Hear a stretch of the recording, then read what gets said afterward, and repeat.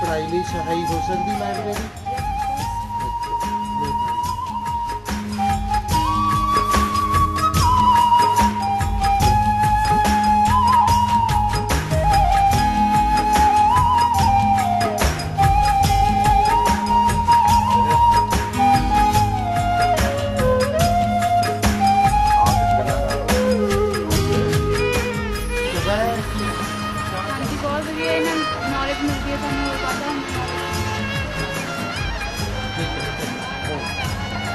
ਵਧੀਆ ਲੱਗੀ ਹੋਈ ਹੈ।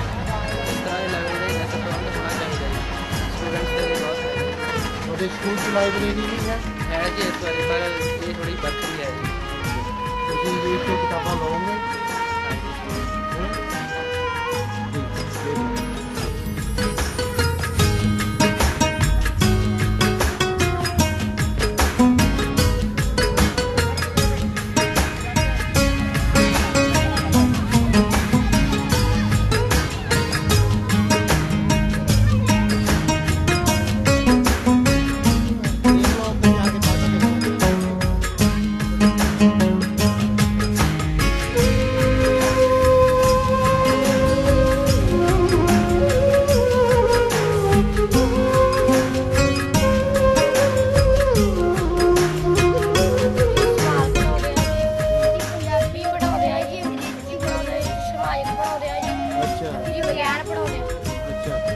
विज्ञान? अच्छा, तो ਤੁਹਾਨੂੰ ਕਿਹੜੀ ਚੀਜ਼ ਪਸੰਦ ਹੈ? ਤੁਸੀਂ ਕਿਹੜੀ ਚੀਜ਼ ਪਸੰਦ ਕਰਦੇ ਹੋ ਪੜ੍ਹਨਾ? ਕਿਹੜੀ ਸਾਰੀਆਂ ਚੀਜ਼ਾਂ ਚੰਗੀਆਂ ਲੱਗਦੀਆਂ ਤੁਹਾਨੂੰ? ਸਾਰੀਆਂ। ਚਲੋ ਠੀਕ ਹੈ, ਜਾਓ।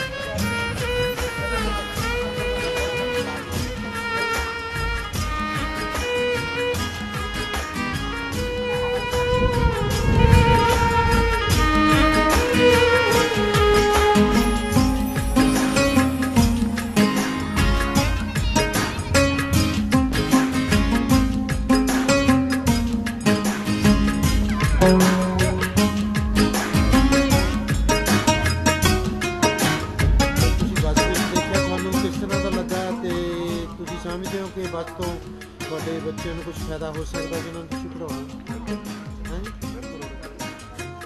ਤੇ ਉੱਦਾਂ ਇਹ ਗਵਰਨਮੈਂਟ ਸਕੂਲ ਹੈ?